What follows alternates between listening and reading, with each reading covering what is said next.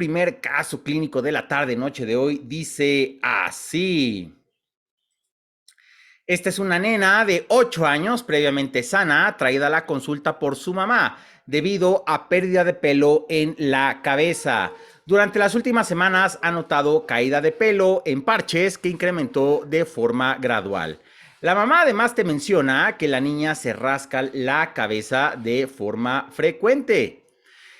Personales no patológicos, la niña recientemente se cambió de escuela y la ha notado ansiosa su mamá con respecto a la nueva profesora y los compañeros.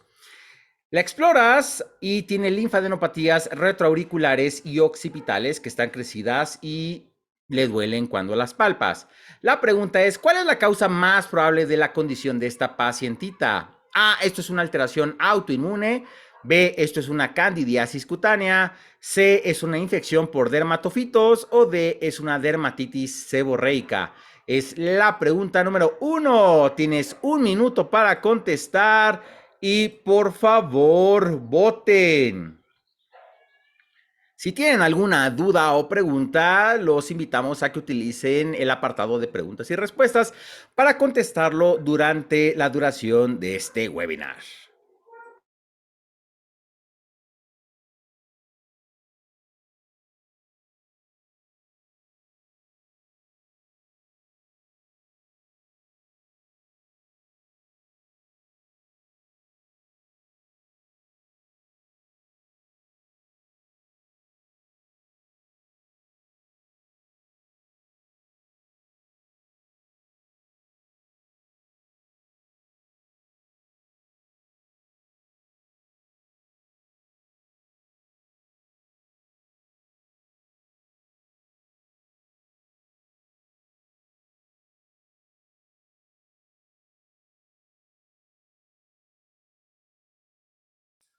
Cinco, 4, 3, 2, 1. Y tiempo, finalizamos la votación y compartimos los resultados. La mayoría de ustedes tuvo la respuesta correcta, pero llama la atención que ninguno de los distractores se quedó sin seleccionar. El 39% de ustedes tuvo la respuesta correcta, que esto se trata de una infección por dermatofitos. Puede tener el uso compartido y nuevamente, insisto, llama la atención de que ninguno de los distractores se quedó sin seleccionar. Y pues bueno, esta es una infección que es muy común en los niños de preescolar y escolar. Es una niña de 8 años. Te menciona que ha tenido pérdida de pelo en la cabeza. Es extremadamente raro una condición autoinmune a esta edad. No quiero decir que no suceda, pero es raro y hay que pensar en cosas un poco más comunes. Una alopecia areata generalmente afecta a niñas, principalmente a adolescentes o adultos jóvenes, no a niños en edad escolar. Esto de la caída de pelo en parches y que ha incrementado de forma gradual es muy característico de la infección por este tipo de hongos y te ponen como distractor el problema de que tiene un problema de ansiedad por el cambio reciente de escuela. Entonces, ¿por qué no es una candidosis cutánea? ¿Por qué no es una dermatitis seborreica? El último, la dermatitis seborreica, recuerda que generalmente en la cabeza afecta la zona T, es decir, lo que es la frente, la porción alrededor, los pómulos, y generalmente tienen escamas y además tienen lo que se conoce como caspa. Entonces, esta paciente simplemente se está quejando de esta zona bien delimitada que tiene comezón y pérdida de pelo. Una candidosis cutánea que afecta al pelo es extremadamente rara. Generalmente hay que sospechar en otro tipo de hongos como los dermatofitos, porque la candidosis cutánea afecta generalmente a personas inmunosuprimidas y además no es característico la pérdida de pelo. Entonces, por descarte, podemos llegar a la conclusión que esta pacientita tiene una infección por dermatofitos y realmente es una condición bastante común. Es provocada por los microsporum o por los tricofiton. Es muy común en los niños, principalmente de piel pigmentada, de razas negras especialmente, y generalmente existen brotes en las escuelas porque la transmisión es por contacto directo. Y como bien sabes, los niños pues constantemente se están tocando y comparten muchísimo algunos tocados o gorras que puedan llevar a la escuela o en la comunidad o en su calle, en su colonia, de tal forma de que es muy común que existan este tipo de brotes en la escuela primaria. ¿Cuál es la característica? Que son este tipo de parches bien delimitados y que tiene pérdida del pelo en el escalpe. En ocasiones, a la dermatoscopía podemos encontrar unos puntos negros en el área afectada que en ocasiones los dermatólogos describen como signos de admiración. Y en ocasiones, como en esta pacientita, pueden tener linfadenopatías que son dolorosas, principalmente por el drenaje del escalpe, que son retroauriculares u occipitales. En ocasiones se puede inflamar demasiado y lo conocemos como la inflamación de Kerion o la inflamación, y es bastante aparatosa. Hace siglos se operaba a estos pacientes, pero estos pacientes responden bastante bien a la terapia oral. Puede ser con grisofulvina o terbinafina, no hay necesidad de tomar biopsia, no hay necesidad de hacer una cirugía o de una incisión. Esto con el tratamiento oral es más que suficiente para acabar con estos dermatofitos. En ocasiones, estos pacientes que tienen mucho contacto con personas dentro de su casa, a los contactos podemos darle un tratamiento profiláctico o de mantenimiento con shampoo que tiene ketoconazol. Principalmente en el ketoconazol nos importa el selenio. Esto, el ketoconazol o el selenio, estos medicamentos han demostrado, el ketoconazol, como bien sabes, es un antimicótico y el selenio es un antagonista de la pared celular de los hongos. Si estás viejito como yo, recordarás una película que se conoce como Evolución, en el cual salía David Duchovny y en el cual salvaron el mundo con el shampoo de selenio, que no es un comercial, pero se conoce como Head and Shoulders. Entonces no los operes, no les tomes biopsia, no abras esta gran inflamación que puede ocasionar en algunos pacientitos, porque esto responde bastante bien al tratamiento oral, y para los contactos en domicilio les das un tratamiento completamente tópico. Pero bueno, sin más, bastante bien, felicidades, la mayoría de ustedes tuvo la respuesta correcta. Vamos con el segundo caso clínico, y este es un pequeñito de 4 años de edad que acude a la consulta por disuria y fiebre. Te menciona el papá que desde hace 2 días tiene dolor y que está yendo a hacer pipí más frecuente de lo habitual. De hecho, te dice que por la noche lo despertó 2 veces porque quería ir a orinar, y el día de hoy que te lo traen te refiere el papá que tiene fiebre. Tiene antecedente de que a los 23 meses de edad, casi los 2 años, tuvo una infección de vías urinarias. Esto no es común en los niños principalmente. Le hicieron un ultrasonido y no tuvo alteraciones. A la exploración física, este pequeñín tiene 39 grados de temperatura, está febril, latea bien y está con tendencia a la taquicardia en 110. Le tocas el pubis y tiene dolor, no tiene datos de rebote. Le tomas un examen general de orina y tiene un pH de 6.9, negativo, proteínas, glucosa y cetonas. Tiene de forma patológica trazas de sangre, esterasa, nitritos y bacterias presentes, de 20 a 30 leucos presentes por alto campo de visualización. Le haces una cisturetrografía miccional y encuentras reflejo vesicureteral grado 3. Le dan antibióticos, mejora la sintomatología del pacientito. La pregunta es, ¿cuál es la complicación a largo plazo de este paciente si dejamos sin tratamiento este reflejo vesicoureteral? A, que al niño le dé cáncer de vejiga; B, que forme un absceso renal; D, un cáncer renal; o D, cicatrización renal. Es la pregunta número 2. Tienes un minuto para contestar. Y por favor, voten. Y les recordamos que si tienen preguntas o dudas, utilicen apartado de preguntas y respuestas para que las podamos contestar.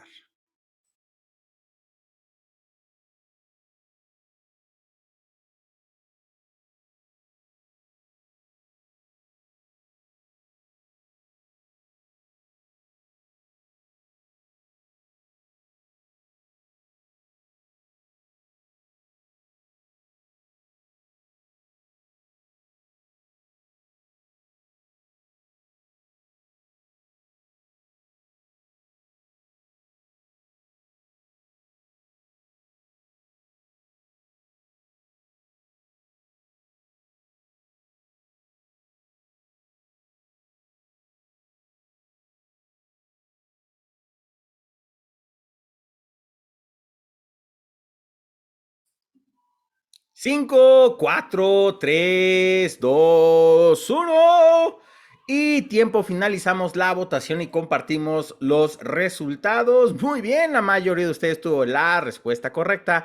Si un reflejo vesíco-ureteral se deja sin tratamiento definitivo, los pacientitos, los pequeñines, quedan con cicatrización renal y el gran problema es que queden con enfermedad renal crónica.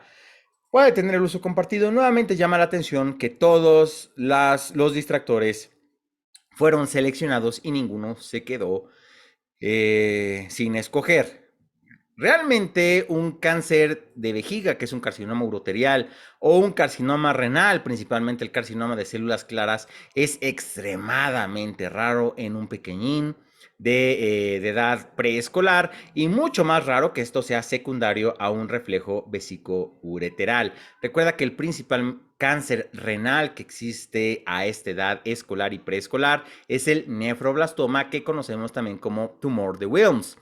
Entonces, este tipo de carcinomas afectan mucho más a pacientes adultos. El carcinoma de vejiga o carcinoma urotelial afecta principalmente a los pacientes que tienen antecedente de tabaquismo intenso, pero tabaquismo de que se quieren acabar las cajetillas que existen en el país. Y el cáncer renal de células claras, principalmente un factor de riesgo es la obesidad, principalmente en Europa, y aquí en el mundo moderno es el tabaquismo, como en el carcinoma urotelial. Afortunadamente, el reflejo vesículo-ureteral no provoca tantos abscesos renales, pero sí puede provocar estas cicatrices, esta destrucción del tejido renal que puede provocar enfermedad renal crónica a edad muy temprana. Uno pensaría, bueno, la orina es estéril, la orina, ¿por qué le va a hacer daño al parénquima renal? Pero es bastante tóxica y provoca fibrosis, el reflujo constante de la vejiga a través de los ureteros hasta el parénquima renal. Lo que tiene este pequeñín es una infección de vías urinarias. Recuerda que en esos pequeñitos son varones, entonces las infecciones de vías urinarias se consideran complicadas. ¿Por qué? Porque recuerda que los varones tenemos dos esfínteres, tenemos un esfínter vesical y además tenemos un esfínter prostático, de tal manera que es muy difícil que la entrada de las bacterias afecte las vías urinarias superiores. Entonces, este paciente tiene todo para decirte que tiene una infección de vías urinarias. Principalmente está sintomático, te está diciendo el papá que tiene que ir varias veces a orinar y además tiene fiebre y tiene taquicardia, es decir, este paciente tiene un cuadro de sepsis bien instalada. Y además otros datos indirectos de esterasa en nitritos positivos y la presencia de leucocituria y bacteriuria.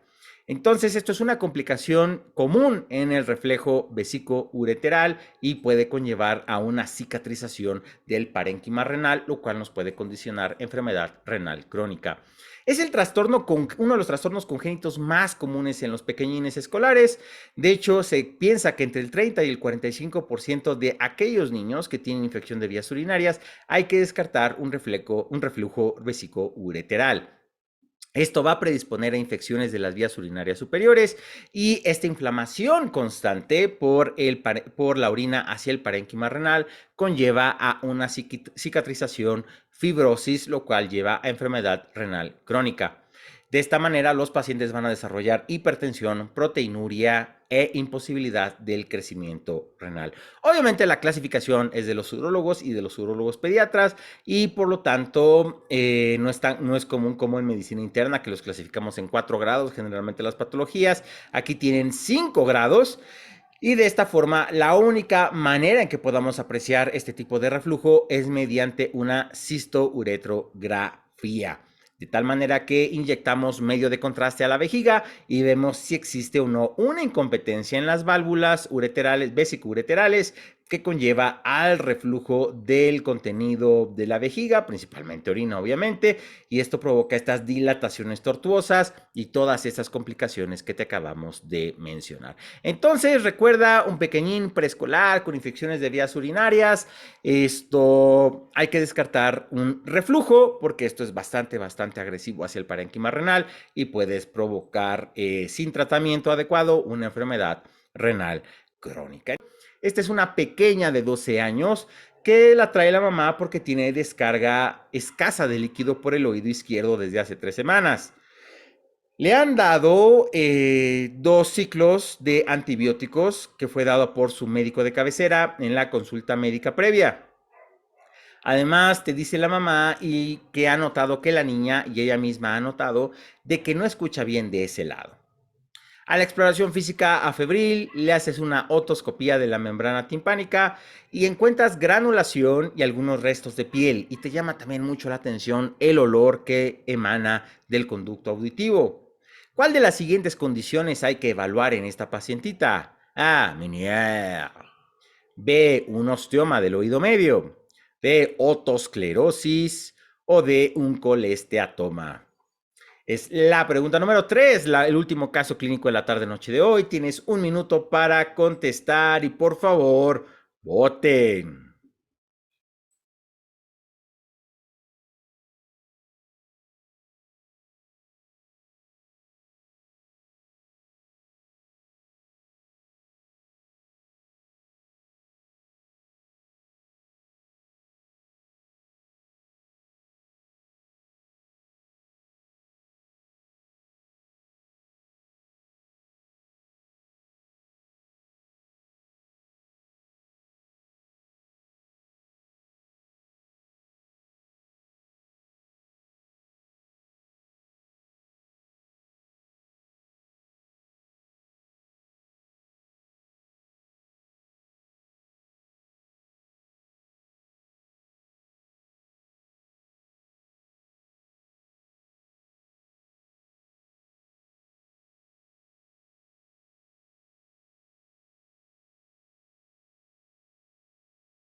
Tres, dos, uno. Y tiempo, finalizamos la votación y compartimos los resultados. La mayoría de ustedes tuvo la respuesta correcta. Esta pequeñita hay que descartar que no tenga un colesteatoma. Nos faltó una E aquí. Un colesteatoma que es una complicación relativamente frecuente en la otitis media que no se resuelven. Puede tener el uso compartido y el colesteatoma característicamente, una vez que revises uno, jamás se te va a olvidar. No tanto por los hallazgos como te menciona el evaluador aquí, que es la granulación periférica, ni los restos de piel. Estos pacientitos tienen un olor muy característico porque son las células muertas, el epitelio muerto que se acumula en la membrana timpánica, en las partes periféricas, que huele pues de forma bastante putrefacta. Entonces, incluso los otorrinos de abolengo te pueden decir de bastante tiempo que ellos pueden identificar al colesteatoma desde que está sentado en la sala de espera. Algo similar a lo que sucede con el divertículo de Senker, que cuando empieza a hablar contigo, sabes que es porque lo lleva a la consulta, porque tiene la putrefacción de la comida acumulada en el divertículo. Igual el colesteatoma, estos médicos saben, los otorrinos, que estos pacientes tienen un olor bastante característico. No es Meniere, porque el Meniere se caracteriza, no tiene hipoacusia, los pacientes con Meniere exactamente, pero generalmente es el vértigo el por cual van a verte, el vértigo por esta hidropesia del laberinto interno. Un osteoma del oído medio principalmente se caracterizaría por hipoacusia, pero no es necesario estarle dando antibióticos. Y la otosclerosis es extremadamente raro en pacientes escolares. Generalmente afecta a adultos jóvenes entre los 18 y 25 años de edad. Existe un fuerte antecedente heredofamiliar de esta enfermedad y generalmente tienen hipoacusia unilateral. Entonces, antecedente de infecciones que requirieron de antibióticos, al parecer unas otitis medias que no resolvieron de forma adecuada, puede traer como complicación el colesteatoma. Y el problema con el colesteatoma, esto es lo que puede observar el otorrino, esta granulación en el tejido periférico y como pequeña bolsa es el acúmulo de células epiteliales y esto lamentablemente puede traer muchas complicaciones. ¿Qué complicaciones? Puede provocar hipoacusia, parálisis de los nervios craneales, vértigo o meningitis o absceso cerebral. ¿Cuál es la etiología? Generalmente en menores de 5 años es congénito y los adquiridos son secundarios a una enfermedad infecciosa crónica de repetición. Entonces existe este abultamiento donde se deposita el tejido epitelial, provoca tejido de granulación y empieza a destruir el oído medio. Los pacientes se pueden quejar de secreción que no mejora a pesar de antibióticos. Va a requerir este paciente, además de un examen completo por un otorrino, una tomografía y lo más probable es que la mayoría requiera de resolución quirúrgica para evitar alguna de las complicaciones que te acabamos de mencionar. Entonces recuerda, antecedente de infecciones del oído medio no mejora con antibióticos. Hipoacusia, esto es probablemente un colesteatoma y generalmente el evaluador no te va a decir acerca del olor característico, pues a perrito muerto, porque sería demasiado fácil para ti llegar a esta respuesta, pero tal vez en el examen nacional puede ser que te lo lleguen a mencionar. Pero bueno, muchísimas gracias por haberte conectado el día de hoy a los casos clínicos con el Dr. Vago. Mi nombre es Manuel. Te invitamos a que nos conozcas en nuestras redes sociales. Si quieres unirte a nuestro canal de Telegram totalmente gratuito, solamente escribe en la aplicación de Vago MX para que te puedas unir. En YouTube vamos a subir este webinar aproximadamente en un mes. En Instagram subimos memes bastante graciosos y en TikTok nos ponemos a bailar. Nos vemos en la próxima emisión del webinar. Que estén muy bien y mucha suerte en tu próximo examen nacional 2022.